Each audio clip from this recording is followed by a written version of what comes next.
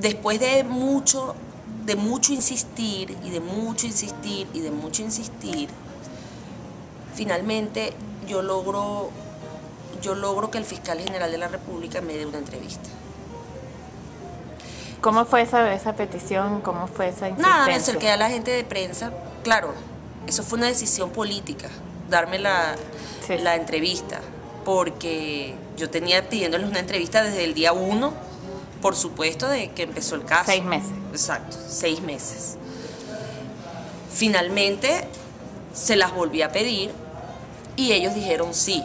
No solamente dijeron sí, sino que la gente le preguntaba sobre el caso y ellos decían, no te puedo decir nada porque todo se lo voy a decir a Laura Weffer cuando le dé la entrevista. Cosa por demás terrible para mis otros colegas, muy injusta.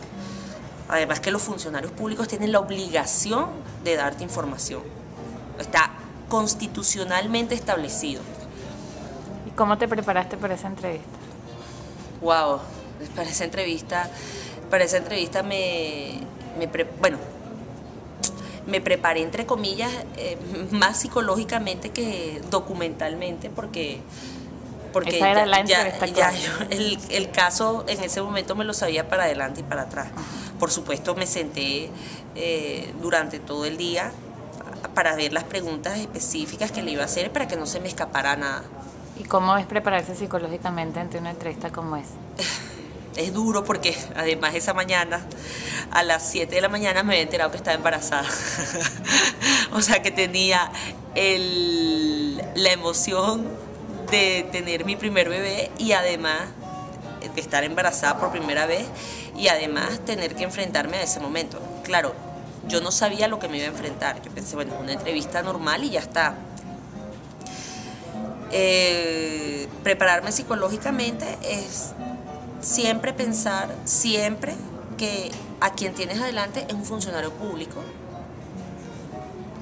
y es una persona a la que maneja información que tú no manejas y que tú vas a hacer a través de tus preguntas y a través de tu actitud todo lo posible para que esa persona te revele aspectos o te confirme, por supuesto, aspectos que tú sospechabas. ¿Qué era el asunto clave que estaba, digamos, que tú tenías entre manos pero te faltaba confirmar? El asunto fundamental que esa entrevista sí, es podía verdad revelar. que este señor había sido testigo, ¿no? O sea, por ejemplo, les cuento, por ese caso metieron preso a Nelson Messerani.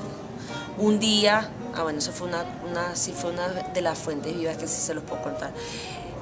Un día me fui de incógnita a la DICIP y entrevisté a Nelson Messerani dentro de la DICIP, sin ningún problema. Claro, cuando yo salí, yo no podía publicar nada porque eso significaba una grieta en la seguridad de la DICIP y quizás eso podía traerle luego represalias, consecuencias negativas a Messerani.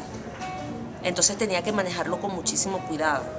O sea, lo que él me dijo ahí, yo lo manejé como si fuera una carta que él mandó desde la cárcel. ¿Ves?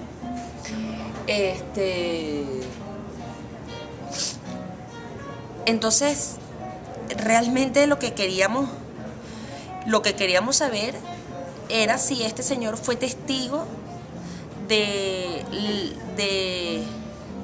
plan que se montó para matar a Danilo Anderson, porque había muchísimas inconsistencias, no solo era la personalidad de él, sino las cifras. Él también en estos 6 meses que pasaron, él fue a declarar a un juicio. Yo no sé por qué yo ese día no pude ir. Él fue a declarar a un juicio. Ahí por supuesto no permitieron cámaras, no permitieron nada, pero él ofreció una cantidad de cifras y de lugares que no tenían consistencia entre sí. Es decir, él decía que él el 16 de septiembre estaba en la selva de Darién, en Panamá, y que el 18 de septiembre lo habían agarrado preso en Colombia. O sea, había una cantidad de cifras que él daba